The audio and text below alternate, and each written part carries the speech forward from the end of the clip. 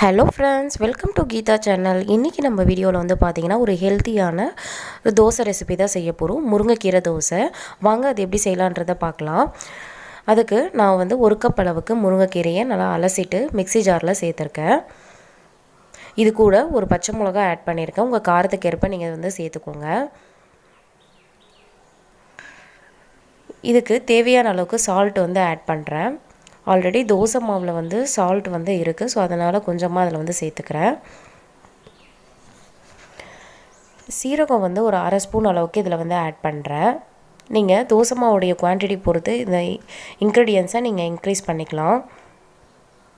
தோசை மாவு வந்து தண்ணியாக தான் இருக்கும், ஸோ அதனால் தண்ணி வந்து மட்டும் பார்த்து சேர்த்துக்கோங்க. நான் ஒரு கொஞ்சமாக தான் தண்ணி வந்து ஆட் பண்ணுறேன் லைட்டாக. இதை நல்லா வந்து வழுவழுன்னு பேஸ்ட் பதத்துக்கு அரைச்சி எடுத்துக்கலாம். பாருங்கள், இது நல்லா வந்து அரைச்சாச்சு. ஆல்ரெடி தண்ணியில் அலசினதுனால அந்த தண்ணியே இருந்துச்சு, ஸோ கொஞ்சமாக தண்ணி ஆட் பண்ணால் கூட பாருங்கள் இப்படி நல்லா வந்து அரைச்சி வந்திருக்கு. இது அப்படியே தோசை மாவில் வந்து நம்ம சேர்த்துக்கலாம். அதாவது இது வந்து பார்த்திங்கன்னா முருங்கைக்கீரை பிடிக்காதவங்களுக்குலாம் இந்த மெத்தடில் நீங்கள் பண்ணி கொடுத்தீங்கன்னா அவங்க முருங்கைக்கீரையை தூக்கி போடாத அப்படியே சாப்பிடுவாங்க. இப்போ இது எல்லாத்தையும் நல்லா வந்து கலந்து விட்டுக்கலாம்.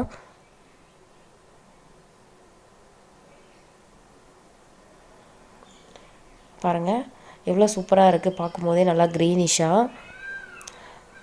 கண்டிப்பாக முருங்கைக்கீரையை வந்து பார்த்திங்கன்னா வாரத்துக்கு 1 முறை இல்லை 2 முறை சேர்த்துக்கோங்க.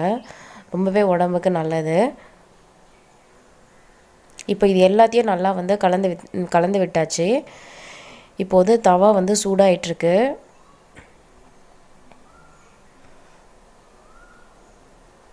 இப்போ நம்ம தோசை ஊற்றிடலாம்.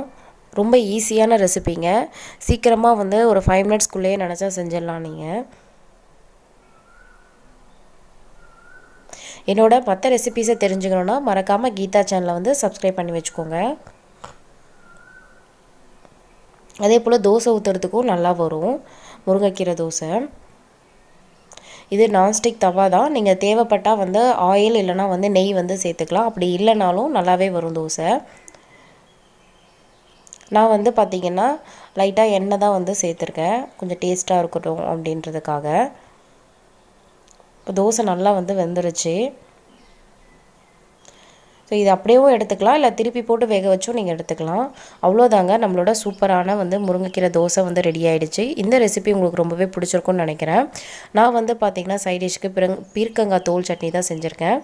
இந்த வீடியோ பிடிச்சிருந்தா கீதா சேனலை மறக்காமல் லைக் பண்ணுங்கள், கமெண்ட் பண்ணுங்கள், ஷேர் பண்ணுங்கள், அண்ட் சப்ஸ்கிரைப் பண்ணி வச்சுக்கோங்க. கூடவே இருக்க பெல் பட்டனையும் கிளிக் பண்ணி வச்சுக்கோங்க. தேங்க்யூ.